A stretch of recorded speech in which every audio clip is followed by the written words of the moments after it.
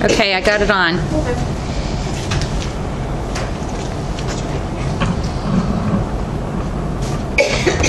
Hello again. I see some new faces. We do. Okay. What your name is? Craig. Craig. Okay, Beth. Nice to see you. Glad to have you here. So as we get started, I just, Heavenly Father,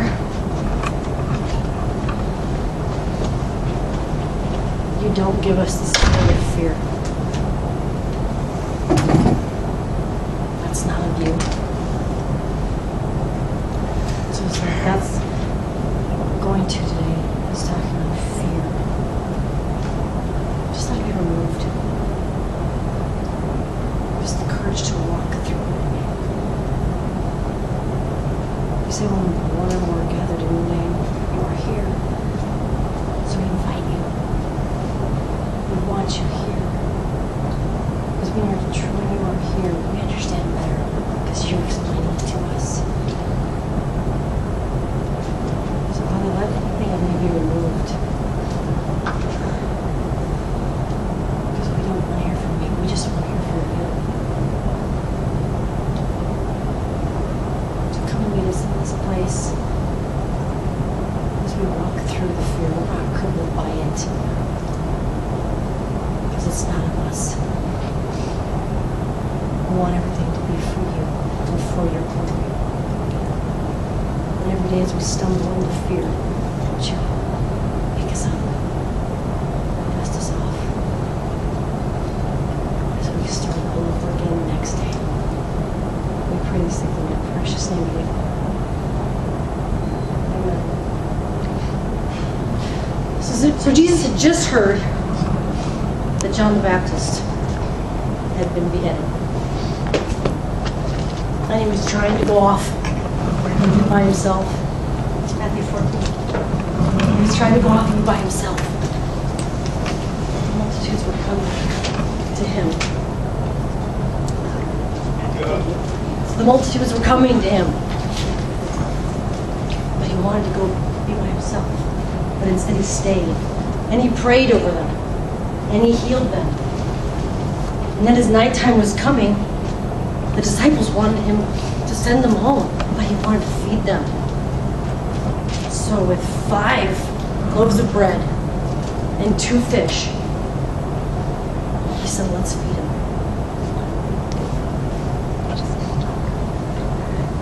And so he fed them. He fed 5,000 men and women and children.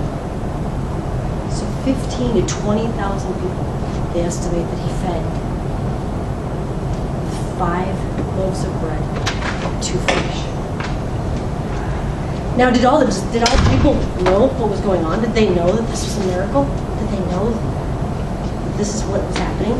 That they were actually experiencing and seeing a miracle themselves? They were part of it? No, it was for the disciples. They got to see that. So as the day was ending, Jesus was wanting to go pray and be by himself. He immediately sent the disciples and put them in the boat to cross to the other side. And he went to pray as he sent the people away. And what happened? The storm came up. This huge storm came up. And they're being tossed and turned in the waves. And they were scared. Think about it, 4 out of the 12 of them were fishermen by trade. So this must have been a heck of a storm. Then at about 3 o'clock in the morning, they saw Jesus walking on the water. But they didn't know it was Jesus. They thought it was a ghost. But immediately Jesus said, do not be afraid. Take courage. It's me. And Peter looked at Jesus on the water and he said, Lord, if it's you, say, come to me, and I'll come. And Jesus said, Peter, yes, come to me. Walk on the water. And Jesus and Peter got out of the boat, and he began to walk on the water. But what happened? The waves started coming. He saw the waves. He saw the wind. It was crashing all around him. And it started to sink. reached, I said, Lord, save me. And immediately, Jesus reached out and grabbed his arm. And he saved him. And he said, what were you afraid of? You have little faith. Why did you doubt? And they walked back to the boat together. And they got in the boat. And all of the other disciples were there and they saw it. And what did they say? They said, you are the Son of Man. And when they cried, you are the Son of God. You are what you call the Son of Man. So when they got to the other side, all the people, there was people around, all they wanted to do was just touch his arm. Just be in his sight, and they knew that they would be saved. They knew that they would be healed. We need to walk through our fear. We can't be crippled by it. God doesn't give us a spirit of fear. This was shown to me on April 12th of last year. It was a Monday, and... Like today? Yeah, like today. No, but this was a Monday like, unlike any other I had. It was I'll say, like, the day before was very tumultuous. It had been up and down. It was terrible. And I remember my husband walked into the room, and he sat down on the side of the bed, and he said 3 words. And they weren't, I love you. They were, I'm sure he said that someplace in there, but he sat down, and I kind of rubbed my back and rubbed my side, and he said, she's gone again. And those of you that have kind of heard a little bit about my story, he was referring to our then 16-year-old daughter. She's gone again. And I remember like it was yesterday. There was this, I just felt, there was just this wave that was building. I could feel it, I could smell it, I could taste it. It was right there. It wanted to crash right over me. But there was one thing that happened. I almost heard. Maybe I did out loud. My husband's in the room. Maybe he actually heard this. But I heard God almost audibly saying, fear not. For the Lord your God is with thee. And I remember thinking, really? And again, fear not, for the Lord your God is with you. And it was at that moment I had a choice to make. I could either say yes to God, or I could say yes to the fear. It was there. It wanted to just crash right over me. And I sat. And I said, yes, God, okay, you're with me. I will walk through this. I will not be crippled by this fear. I'm going to walk through this. Because we have the choice every day, right, of being crippled by fear, or we can walk through the fear, right? But it was right there in that moment. He gave me the choice. He said, I am right here. I'm gonna take your hand, or you can let the wave crash over you. We can walk back to the boat together, and we can do this, or you can sit here. But it takes time, doesn't it? Let's see if I have it. Does it matter? Am I gonna break the board? What do you think? Let's try it. But it takes time, doesn't it? For those of you that have heard a little bit about my story, this wasn't the first time that she ran away. This was the 3rd time. The first time I fell into the fear. And it was actually the first time where she brought us to Christ. He was there. Oh, yeah. Wow. That was the first time when he said, "Fear not." But I didn't accept that right away. Because it takes time. It takes trust. It takes your identity to be in Christ. You accept the miracles He gives you, and you work through your emotions. So the first time that she ran away was what brought us to Christ. The second time that she ran away, did I fall into fear? Oh yeah. I fell into the fear. Not the whole time, but He brought me through it slowly.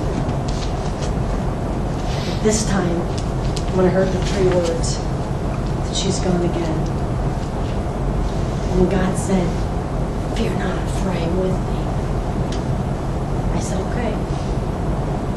I don't know what's going to happen, but if I live in fear, I'm never going to live the life you want me to have.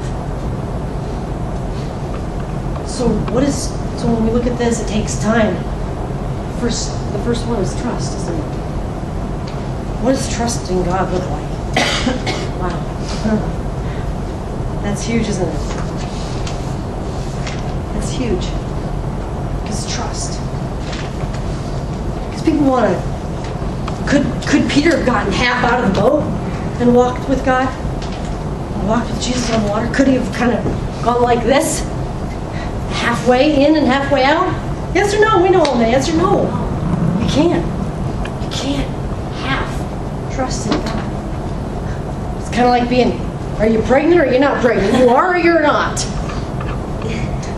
Our pastor used a great analogy yesterday when we were talking about something completely different. Have you ever gone skydiving? Has anybody in here ever gone skydiving? Neither have I, but he did. But think about it. If you go skydiving, you've either done it or you haven't. You jump out of the plane or you stay in the plane. There's no halfway. And I don't talk about fear because I'm done with it. Are you kidding me? I get up every day. But we can't speak through it if we're not walking through it. We can't speak to it if we're not walking through it. Like this today. I mean, I found out last week I was going to teach again because I needed to get a video. I knew just kind of a topic. And he said, "You're going to have that." And the rest of the week, nuh-uh. He goes, you're going to listen to me exactly what I want you to say, what you want me to say. Paraphrased. And for me, I'm kind of a control freak. I want to know what I'm going to say. I've spoken and talked, but in the secular world for years. But I knew what I was going to say, how I was going to say it, how I was going to deliver it. This step went with this hand, this gesture in here. You can't do that. You can, but then are you really listening to God? Is it moment-to-moment trust? Is that what He wants? Or does He want us to just trust in ourselves? He wants us to trust in Him. I love, I did write it down, Proverbs 3:5. Trust in the Lord with all your heart and lean not on your own understanding. In all, does it say some? No, oh wait, it says all. What does it say? In all your ways. Not most, it's all. Checking out 4 times now. It's in all your ways. Submit to Him or acknowledge Him. And what's He going to do? He's going to direct your path. I know I tried for so long to direct my own path. It had to work out for me. Not too good. I had a kid that ran away. I had alcoholism. Didn't like anybody in my family. Didn't even like myself. That's what trusting in myself got me. But what if we just trust Him in most ways? Does that work? No. Okay, so here's a question for you. What if Pete got out there and this wind started coming and he tried to go back to the boat? What do you think would have happened? Instead of him saying, "Save me," I don't know. Would he have died? Could he have made it back to the boat?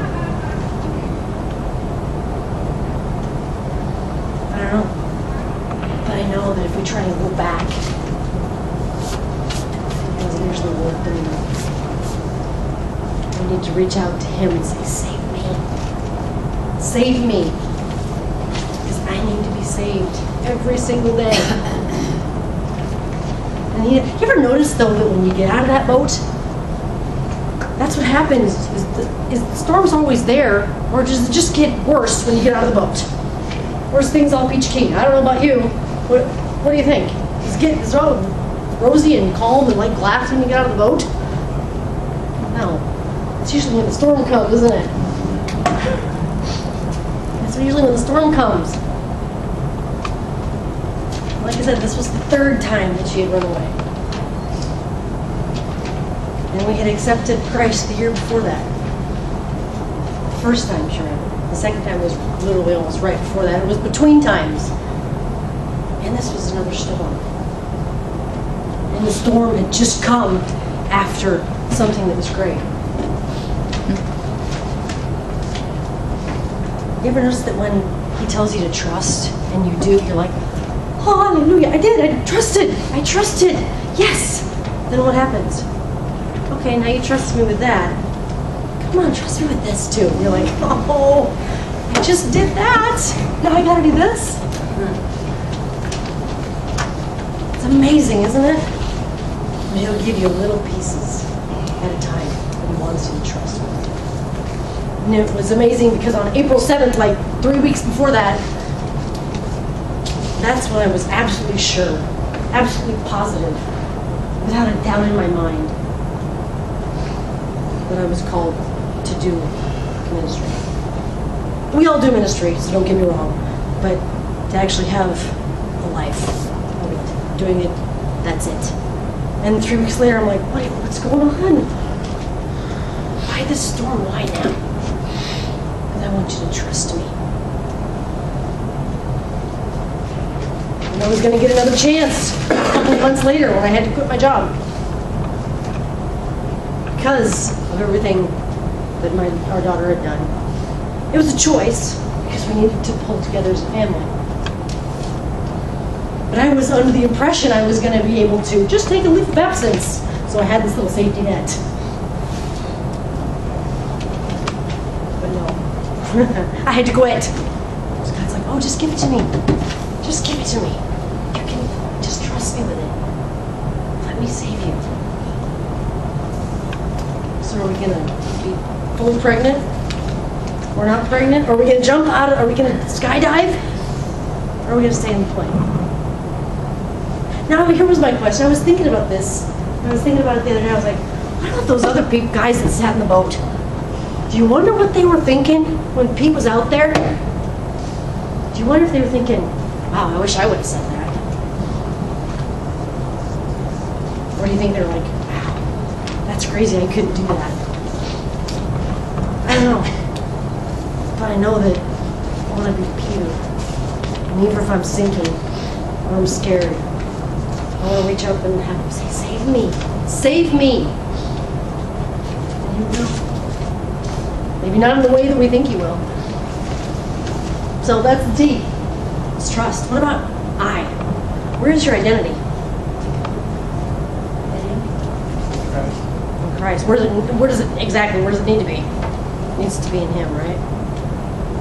Where does our identity usually sit? Do we fear man? Do we fear people, what they're going to think? Do we not say anything? Because, oh, she might think something about me, or he might think something about me. Or even with our family. I mean, think about that. I know I've bitten my tongue more than I should have. Well, let's put that. Anyway, you know what I mean. About speaking truth in love. Because I think, oh, what are they going to think about me? Not with immediate family, but with, aunts, uncles, that type of thing. You might be that crazy Bible thumper. Or that judgment. Oh, you were just like that 2 years ago. What do you know? Do we do that? Do we shy away from that? Do we shy away from our identity only being Christ? Yeah, I know I do. I always like to look at Job. Wow. That's humbling when you look at him. What happened with Job? One thing after another, after another, after another. Right? He had his fortune taken away. All his kids were gone. He had boils on himself. He was sitting in the dirt, cutting himself. I mean, not cutting himself, but rubbing himself. What happened? He took away everything. He took away absolutely everything. I don't know if could we do that? What if we lost every single thing? Our health. It's not that. Exactly. Kids being not just gone, but not here anymore. All of our family, all of our, any kind of life, anything that we had, completely gone. In Job in 121, where is it at? It's just 121. What does he say? Job stood there in his robe and grief. Then he shaked his head and he fell to the ground in worship. In worship.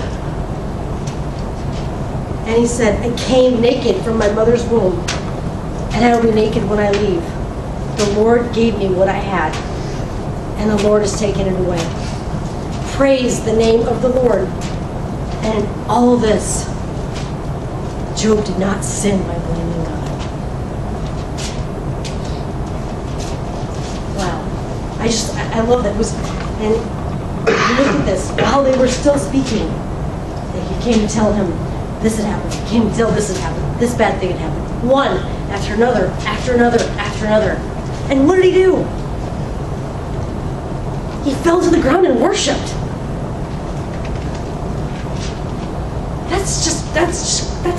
That's crazy awesome. Isn't it? That's crazy awesome. That he could do that. I don't know if I could do that. To be honest, I don't know. I would love to say right here, stand right here and say, yes, I would. Would we? Where's our identity? Is it in Christ or is it in our stuff? Is it in our things?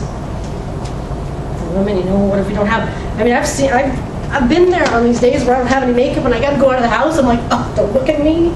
I don't even want to go anywhere. I'm in sweats. Then the worst is you run into somebody you know. You're like, oh, and they see you, and you pretend that you don't see them, and you're walking the other way. You're like, oh, I'm out of here. And then they call your name, hey! You're like, oh, no. Especially if it's somebody you haven't seen in a really long time. And you're like, then you try and make it easy. I really don't look like this all the time. But where's your identity? Is it in what you look like? Is it in what you have? Is it in who you're married to? Is it in whose mom you are? Whose daughter you are? Or is it truly in whose daughter and son you are? In him. And I love this because, where was it? Who we are in Christ, but who are we to Christ? We love, all those of us that have the kids, we love our kids, right? But God loves them more than we possibly could. And that's how it feels about every single one of us. That's where our identity lies, is in Him. And I'm a big, huge fan of Lecrae, and they have a song called Identity. And there was one specific line that stands out. It says, any other identity will self-destruct, except for our identity in Christ. Any other identity will self-destruct. And I love this. It's in Galatians. It says, I've been crucified with Christ, and I no longer live, but Christ who lives in me.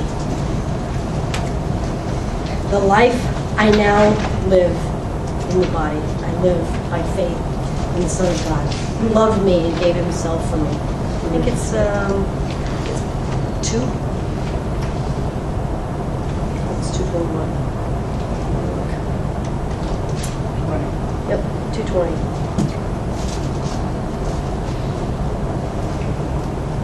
So it's no longer I who live, but he who lives in me. That's the I. That's the identity that lives within us. It's that time to get over and walk through that fear. We now know we have to trust. Our identity has to be in Christ. Him. It's Him. And he gave me this. I was really kind of confused about miracles.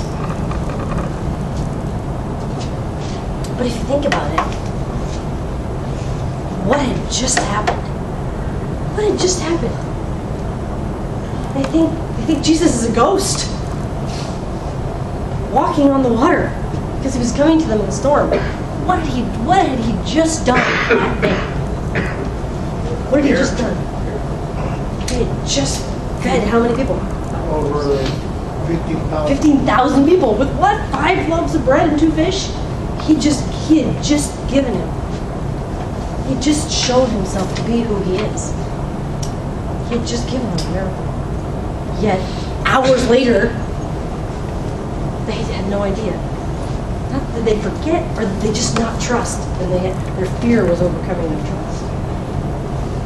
What's the miracle that God's given you in your life? He gives it to me. He gives them to us every day, doesn't he? Does he give us little miracles every single day? I know getting up every day. We have air in our lungs. We can breathe.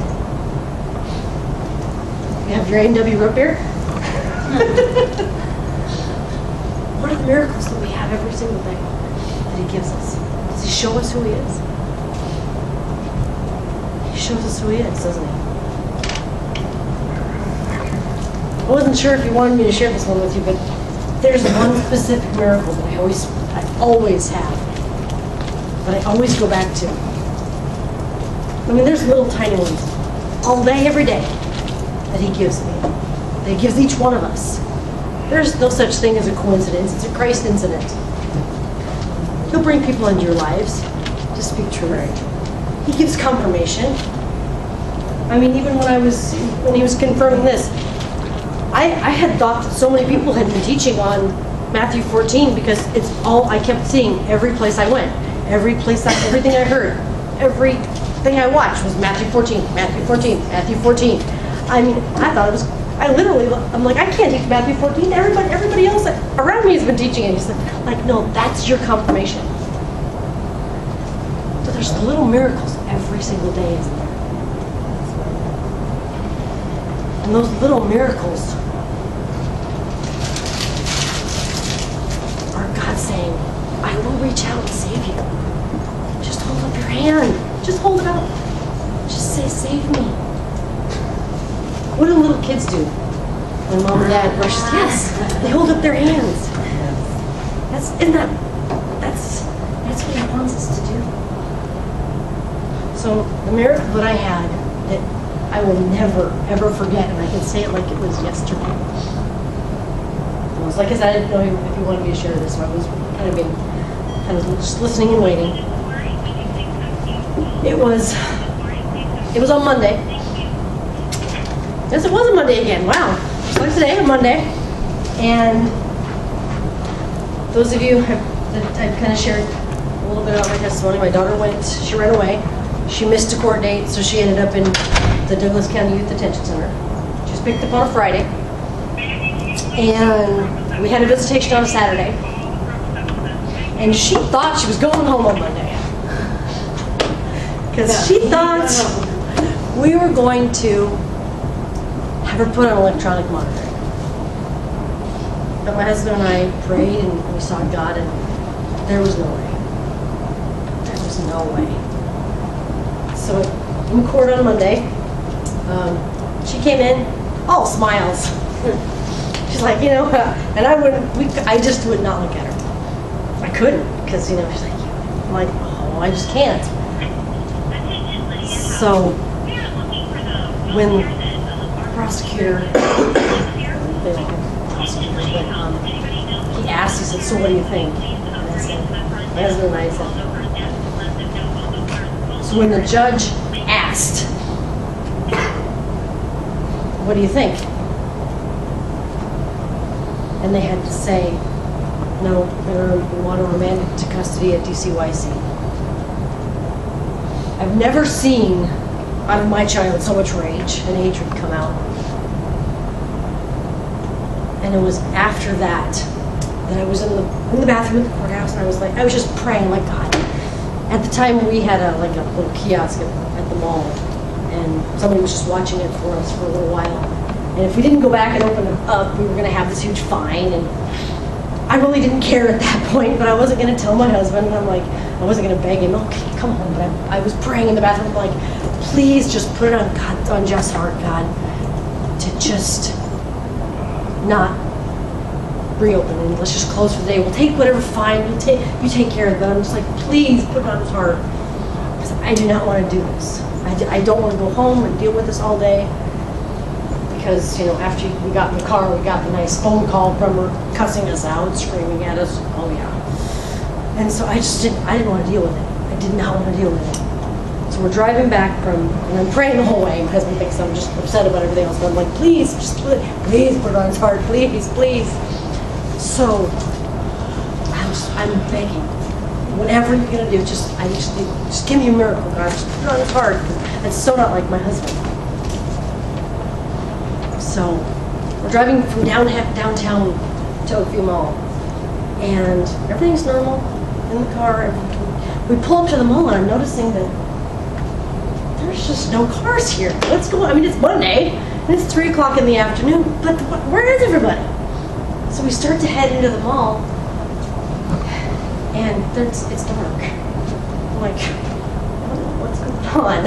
What is going on? So we walk in, and we stop with a little press. We're like, what's the deal?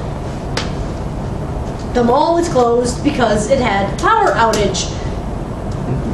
They blew a transformer. None of the neighborhood around it was affected because they're on the same transformer. Just that specific circuit that hit the mall. God closed the mall for me. Amen. And that was a miracle.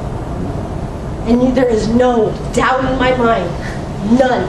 I called my girlfriend. I'm like, God closed the mall for me. And I explained to her. She goes, of course he did. That is a miracle. There's no coincidence. That is not a coincidence. God closed them all. Because he knew. He knew that we needed that time to connect. As a family, to deal with it, to heal, to seek him and his word. God closed them all. And it opened up, and like I said, it didn't affect. Nobody had any repercussions. The backup generator was fine. Nobody lost food. There was really no anything bad that happened from it. God closed the mall. And the mall security and the mall people, they sent out little emails. They said, everybody can go ahead and shut down. If the power comes back on, no fines will be. Won't have any fines today if you decide to just go home. So God closed the mall. What is the miracle in your life that God wants you to remember when you're trying to walk through that fear? What is it? It doesn't have to be something huge like God closing the mall. What is it? I had a girlfriend the other day that she wanted to get something done, and it was for a class that she was going to. And she was driving, it was a daycare, and she was driving the van, and she was sitting waiting for the kids. And God gave her a pencil. She didn't have one anywhere. She looked under this. She was looking everywhere. Her purse, under the seat. God gave her a pencil. She looked. She was like, oh, please, I want to give. She said, I want to just be with you and study and underline and write your word. And God gave her a pencil. What is the miracle of your life? Because they're all over the place. They're all over the place. What I challenge you to do is write it down. For those days when it doesn't seem like there are any miracles, remember that.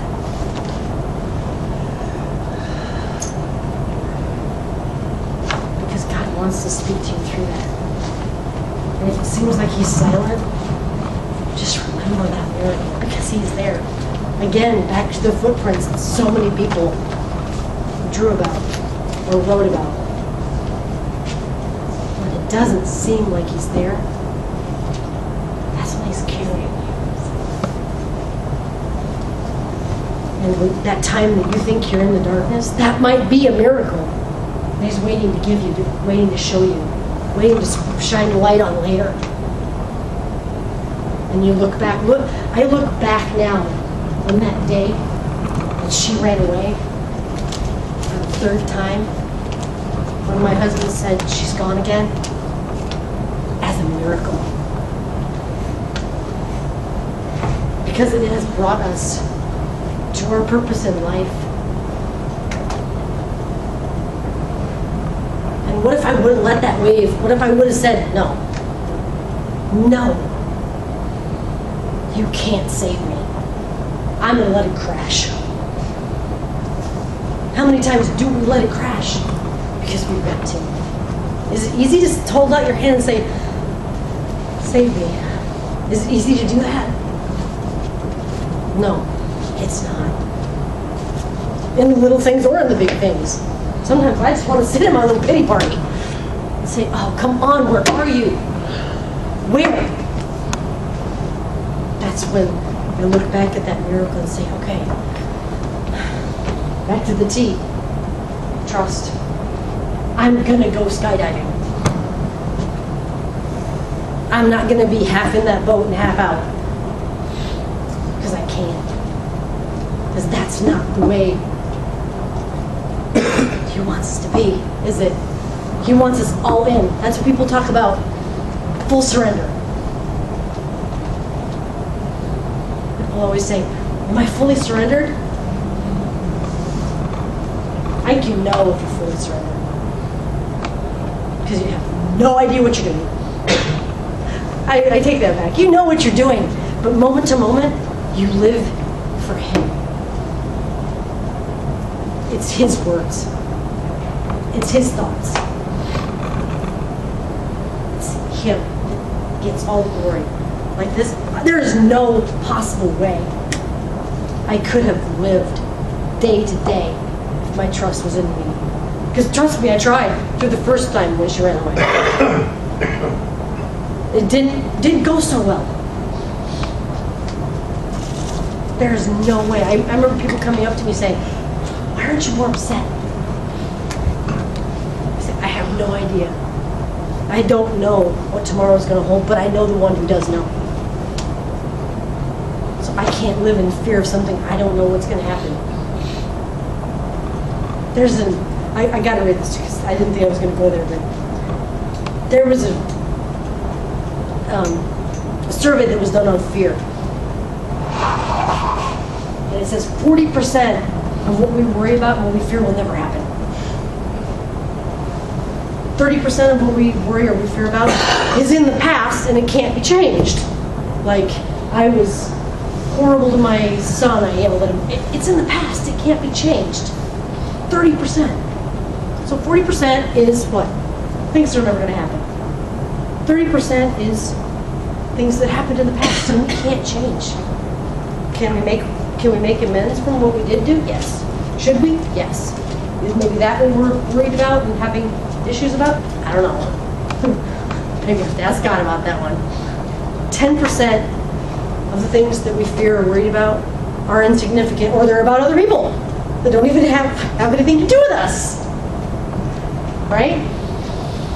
12% are issues of health that are never going to happen. Okay, so what does that leave? I'm not a mathematician. Okay, so that means 92% of the things that we fear or the things that we worry about either aren't going to happen, are insignificant, are about other people, or they're health issues that are never going to happen. So 8%. 8%. I mean, think about it. Is really meaningful to fear. No. And think about it, that's that 8%. And how much fear do we have in our lives? More than 8%. More than 8%. I would say more than 8%. But if we can trust in God, if we can have our identity in Him, if we can see the miracles that happen every day. I don't know, what time do you guys get up in here? Anybody gets up really early? Or any early birds? What time do you get up? What time? 5? You ever go outside about 6:15-ish right now? What's it look like? Sunrise. It's amazing, isn't it? Look at that. He gives us 2 miracles every single day. Cloudy days, put some sunglasses on. But the sunrise, it's new every day. That's a miracle. You've seen the sunset. Those of you that, if you're not getting up at 5, 6 o'clock in the morning, you ever seen a sunset? Is that a miracle? Is that beautiful? Look around you. Look at the beauty that's in everything. There's miracles everywhere. If we just open our eyes to them. Okay, so that's the miracle. What about E? I think E is emotions. So fear is an emotion. But God gave us emotions, right? You ever say this? I have the right to be angry. How many times have you ever said that? I have the right to be angry. What does God say about anger? What does He say? Anybody know the verse? Slow to anger. Be slow to anger. What does it tell you not to do in your anger? Sin. Sin. In your anger, do not sin. Right? What did God come to do? He came to bind brokenhearted. Does He say that? Yes. It's not the emotions that are bad, it's what we do with them. Back in the boat when He said, do not be afraid. Then what He said, take courage. Have courage. What's courage? What is courage? Strength through what? Valor. Walking through what? The storm. Fear. Yes. The storm. Walking through them. Anything. Yeah. Not sitting here going, what am I going to do? What am I going to do? What am I going to do? Because that's not going to change, is it? You can sit here and say, what am I going to do? What am I going to do? And do nothing. Does that change something's still going to happen? Yes. Fear gives people ulcers, gives people heart attacks, gives people so much stress that they don't know what to do with their lives. It keeps people immobilized. It cripples them, doesn't it? Have you ever had anybody ask you, how would you live your life if you didn't have fear? Anybody ask you that? I heard one time, you should do something every single day that scares the heck out of you. You laugh, what would you do? Would you do something every single day that scares the heck out of you, that's for God? I know I don't. We should though, shouldn't we? How do we want to live our life? With a spirit of fear? Or a spirit of power that comes from God? Power that comes from God. So look, it takes time to do that. We don't just become a Christian and then all of a sudden all the fear is gone. Maybe somebody does, but it's not me.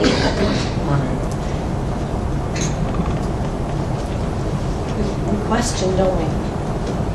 Even when we saw that, we see these miracles in our lives, we question.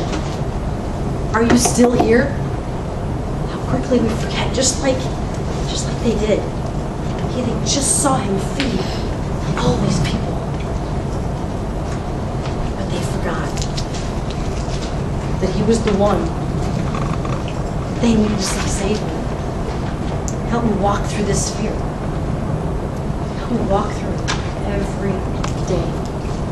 It takes time. It takes trust. And you have to know your identity. See the miracles and the emotions. You gotta control them.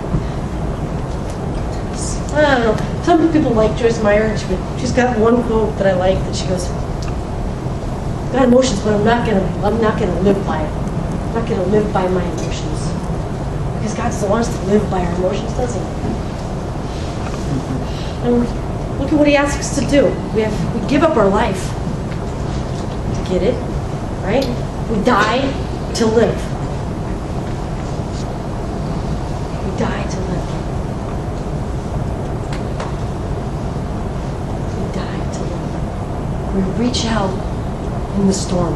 We reach out in the storm instead of running back to the boat. Because that's what Jesus asks us to do every day. Keep on stepping through. So, time. It takes time to walk through the field. Does anybody have any questions today? Comments, concerns, issues?